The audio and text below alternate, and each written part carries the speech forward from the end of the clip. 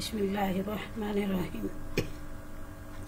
সুপ্রিয় শিক্ষার্থী, আজ আমি চাঁপাইনবাবগঞ্জ অনলাইন স্কুলের পক্ষে সপ্তম শ্রেণীর শিক্ষার্থীদের আজকে পাঠে সবাইকে স্বাগতম। ক্লাস পরিচালনায় আছি আমি মোসাম্মদ সেলিনা খাতুন, সহকারী শিক্ষক, নূর কাজী হালিমিয়া মহিলা মাদ্রাসা, ফটিকছড়ি, চট্টগ্রাম। সপ্তম শ্রেণী বিজ্ঞান, অধ্যায় 14 জলবায়ু পরিবর্তন, পাঠ 1 ও 2। সুপ্রিয় শিক্ষার্থী, তোমরা চাঁপাইনবাবগঞ্জ অনলাইন স্কুল সহ সারা বাংলাদেশে যে যেখান থেকে আমার এই ক্লাসটি দেখছো, তোমাদের সবাইকে বই খাতা কলম নিয়ে লাইভ ক্লাসের সামনে আসার আহ্বান করছি। সুপ্রিয় শিক্ষার্থীরা, চলো আমরা পাঠে মনোযোগী হই। আমরা কোথায় বাস করি বলো তো শিক্ষার্থীরা? আমরা পৃথিবীতে বাস করি। কোথায় বাস করি? পৃথিবীতে বাস করি।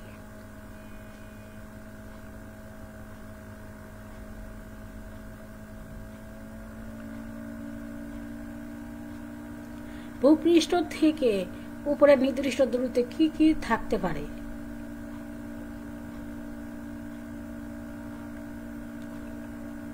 ধুলো, বালি, বিভিন্ন ধরনের গ্যাস।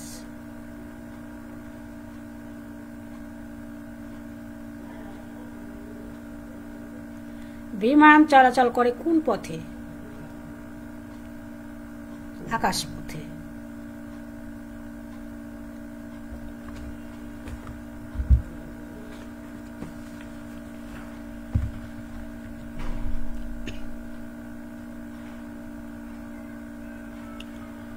সুপ্রিয় শিক্ষার্থীরা, পৃথিবীতে ঘিরে রয়েছে বায়ুমণ্ডল।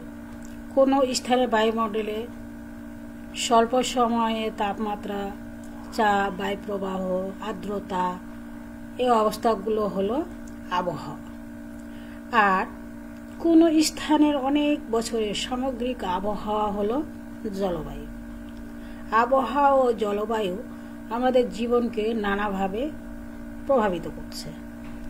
স্বাভাবিক আবহাওয়া ও জলবায়ুতে আমরা স্বাভাবিকভাবে জীবনযাপন করি, কিন্তু বায়ুমণ্ডলে তাপমাত্রা বৃদ্ধির কারণে বিশ্বের জলবায়ু পরিবর্তিত হয়ে যাচ্ছে। ফলে জলবায়ু পরিবর্তনে বাংলাদেশ অনেক ক্ষতিগ্রস্ত সম্মুখীন হচ্ছে।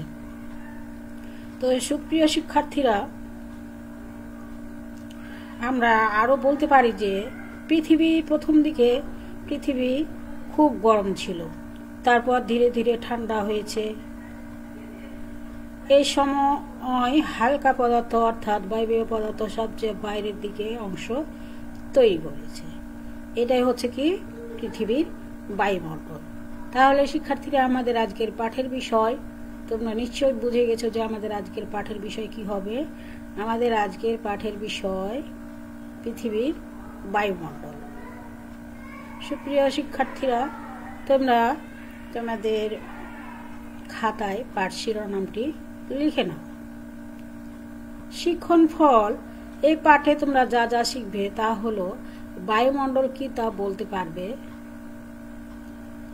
বায়ুমণ্ডলের বিভিন্ন স্তর বর্ণনা করতে পারবে। সুপ্রিয় শিক্ষার্থীরা, দেখো, তোমরা লক্ষ্য করো, এখানে পৃথিবীর পৃষ্ঠকে ঘিরে কি রয়েছে?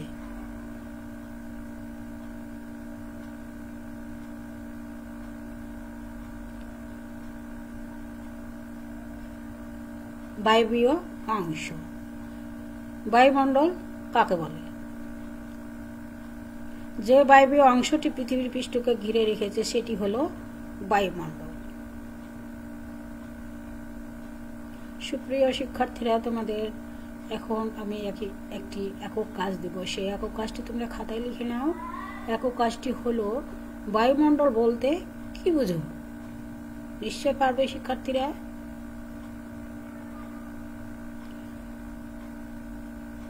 এইখানে দেখো যে বায়ুমণ্ডল মূলত নাইট্রোজেন ও অক্সিজেন দিয়ে তৈরি। এখানে দেখো যে নাইট্রোজেন আমরা ছবিতে দেখতে পাচ্ছি যে এই যে অংশটি দেখতে পাচ্ছ নীল রঙের, সেটি হচ্ছে নাইট্রোজেন। কত ভাগ? 78.084 ভাগ। তারপরে এখানে যে নীল রঙের অংশটি দেখতে পাচ্ছ সেটি হচ্ছে কি অক্সিজেন। অক্সিজেনের পরিমাণ হচ্ছে কত? 20.946 ভাগ। এখানে যে ফাঁকা অংশটি আমরা দেখতে পাচ্ছি সেটি হচ্ছে কি আর্গন। আর্গন আছে 0.9340। তারপরে এখানে যে অংশটা আবার এদিকে নিচের দিকে চলে আসছে, আমরা এখানে দেখতে পাচ্ছি যে এছাড়াও রয়েছে কি জলীয় বাষ্প, ধূলিকণা, আর্গন, কার্বন ডাই অক্সাইড এবং আরও কিছু গ্যাস মণ্ডল রয়েছে। এখানে দেখো কার্বন ডাই অক্সাইডের পরিমাণ কত? 0.035। তারপরে দেখো যে নিয়ন আছে কত? 0.00188। তারপরে কি আছে? হিলিয়াম আছে কত? 0.00524। তারপরে এইভাবে বিভিন্ন ধরনের জলীয় বাষ্প এবং ধূলিকণা, বিভিন্ন ধরনের গ্যাস এই বায়ুমণ্ডলে রয়েছে। সুপ্রিয় শিক্ষার্থীরা, এখানে দেখো যে এটি কি দেখতে পাচ্ছি আমরা? এটি দেখতে পাচ্ছি কি ভূপৃষ্ঠ। ভূপৃষ্ঠের পরিমাণ দেখো এখানে যে অংশটুকু আমরা দেখতে পাচ্ছি সেটি হচ্ছে ভূপৃষ্ঠ। এর অংশ হচ্ছে কত? 11 কিলোমিটার। তারপরে এর পরিমাণ হচ্ছে কি কত? ভূপৃষ্ঠের পরিমাণ হচ্ছে কত? 11 কিলোমিটার। তারপরে দেখো যে অক্সিজেন, কার্বন ডাই অক্সাইড, জলীয় বাষ্প অর্থাৎ মেঘ, বৃষ্টি, বায়ুপ্রবাহ, ঝড়, কুয়াশা এগুলো থাকে বায়ুমণ্ডলে।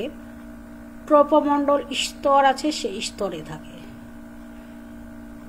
এখানে যে পরিমাণ সেটি হচ্ছে কত পরিমাণ? এখানে যে অংশটি আমরা দেখতে পাচ্ছি সেই পরিমাণটা হচ্ছে কত? 39 কিলোমিটার। তারপরে দেখা যায় ওজোন গ্যাস, অন্যান্য গ্যাস খুব কম থাকে যে স্তরে, সেটি হচ্ছে স্ট্র্যাটোমণ্ডল। বায়ুর তাপমাত্রা কম থাকে মেসোমণ্ডলে। বায়ু শূন্য, বায়ুর তাপমাত্রা দ্রুত বৃদ্ধি পায়, বেতার তরঙ্গ প্রতিফলিত হয় তাপমণ্ডলে। তাহলে শিক্ষার্থীরা, ভূপৃষ্ঠে 4টি স্তরের কি রয়েছে? 4টি স্তর, 4টি মণ্ডল রয়েছে। একটি হচ্ছে তাপমণ্ডল, তারপরে হচ্ছে মেসমণ্ডল, তারপরে স্ট্র্যাটোমণ্ডল, তারপরে ট্রপোমণ্ডল, তারপরে ভূপৃষ্ঠ। এখানে ভূপৃষ্ঠ সব নিচে যেখানে আমরা বসবাস করি সেটি হচ্ছে ভূপৃষ্ঠ। এখানে এর উপরে যত উপরে উঠা যাবে, তোমরা নিশ্চয় জানো যে ভূপৃষ্ঠ থেকে যতই উপরে উঠা যায় তত কি হয়? জলীয় বাষ্প, আবহাওয়া এগুলা কি হয়? আস্তে আস্তে কমতে থাকে। এখন আমরা দেখব যে বায়ুমণ্ডলের বিভিন্ন স্তর। বায়ুমণ্ডলের বিভিন্ন স্তর দেখো এখানে যে মহাকাশ, এখানে আমরা যেটা দেখতে পাচ্ছি মহাকাশ, অসমমণ্ডল, এটা হচ্ছে কি সমমণ্ডল, এক্সমণ্ডল। তারপরে এখানে সমমণ্ডল হচ্ছে 10,000 কিলোমিটার। এখানে যে ভূপৃষ্ঠের যে অংশটি দেখতে পাচ্ছি এটা হচ্ছে কি 1000 কিলোমিটার, আর এটা হচ্ছে কি 80 কিলোমিটার। এটা হচ্ছে কি তাপমণ্ডল। এখানে আমরা যে এক্সমণ্ডল দেখতে পাচ্ছি সেটি হচ্ছে কি 750 কিলোমিটার। তারপরে দেখেছে তাপমণ্ডল, আয়নমণ্ডল 500 কিলোমিটার। স্ট্র্যাটোমণ্ডল হচ্ছে 80 কিলোমিটার। ট্রপোমণ্ডল হচ্ছে 18 কিলোমিটার। এইভাবে পৃথিবীর অভ্যন্তরে, এটা হচ্ছে কি পৃথিবীর অভ্যন্তর। আর এখানে যে আমরা সাদা সাদা অংশগুলো দেখতে পাচ্ছি সেগুলো মেঘ। আর এখানে যে অংশটি আমরা দেখতে পাচ্ছি পাহাড় বা এভারেস্ট। এই এভারেস্টের আমরা দেখতে পাচ্ছি। তারপরে দেখো যে ট্রপোমণ্ডল, এটা পুরোটাই হচ্ছে কি বায়ুমণ্ডল। তারপরে দেখো যে এটা হচ্ছে কি ট্রপোমণ্ডল। এখানে দেখো ওজোন গ্যাস, মেসোমণ্ডল, মেসোপজ, এখানে রকেট, কৃত্রিম উপগ্রহ, নভোজ্যোতি, উল্কা। আর এটা হচ্ছে যে কি চৌকোষমণ্ডল, বায়ুমণ্ডলের বিভিন্ন স্তর। সুপ্রিয় শিক্ষার্থীরা, এখন তোমাদের একটি দলগত কাজ দেব, সেই দলগত কাজটি তোমরা খাতায় লিখে নাও। দলগত কাজটি হলো বায়ুমণ্ডলের স্তর কয়টি ও কি কি, প্রত্যেক স্তরের বর্ণনা দাও। সুপ্রিয় শিক্ষার্থীরা, নিশ্চয় তোমরা পারবে যে বায়ুমণ্ডলের কয়টি স্তর, তারপরে কি কি, প্রত্যেক স্তরের বর্ণনা নিশ্চয় তোমরা পারবে।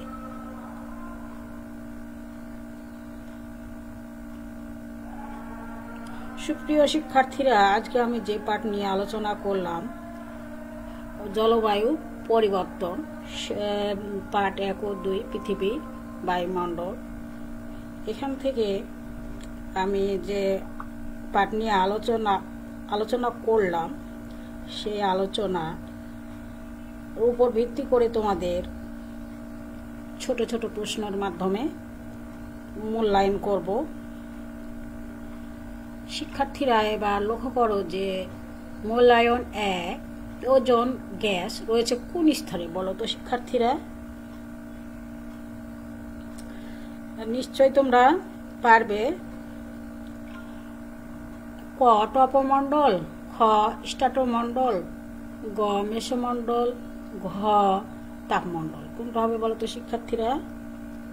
এসব আমরা উত্তরগুলো মিলিয়ে নিই। ক ট্রপোমণ্ডল হয়নি, খ হয়েছে স্ট্র্যাটোমণ্ডল। তাহলে ওজোন গ্যাস কোন স্তরে রয়েছে? স্ট্র্যাটোমণ্ডলে রয়েছে। তারপরে প্রশ্ন 2 দেখো, ভূপৃষ্ঠ থেকে ট্রপোমণ্ডলের দূরত্ব কত? শিক্ষার্থীরা তোমরা চিন্তা করে বলো। ক 11 কিলোমিটার, খ 12 কিলোমিটার, গ 13 কিলোমিটার, ঘ 14 কিলোমিটার। কোনটা হবে বলো তো শিক্ষার্থীরা? তোমরা একটু ভালোভাবে চিন্তা করে বলো। এইসব আমরা উত্তরগুলো দেখে নিই। উত্তর হবে ক 11 কিলোমিটার।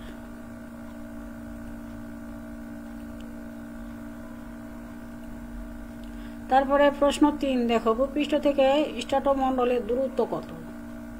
ক 30 কিলোমিটার, খ 40 কিলোমিটার, গ 50 কিলোমিটার, ঘ 60 কিলোমিটার। কোনটা হবে বলো তো শিক্ষার্থীরা? তোমরা একটু চিন্তা করে বলো। এসো তাহলে আমরা উত্তর মিলিয়ে নিই। ক হয়নি, খ হয়নি, গ সঠিক হয়েছে। উত্তর হবে গ 50 কিলোমিটার। তারপরে দেখো 4, বেতার তরঙ্গ প্রতিফলিত হয় কোন মণ্ডলে, বলো তো শিক্ষার্থীরা?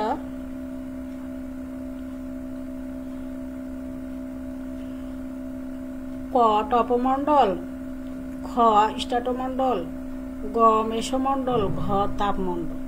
কোনটা হবে বলো তো শিক্ষার্থীরা? একটু চিন্তা করে বলো, তোমরা নিশ্চয়ই পারবে।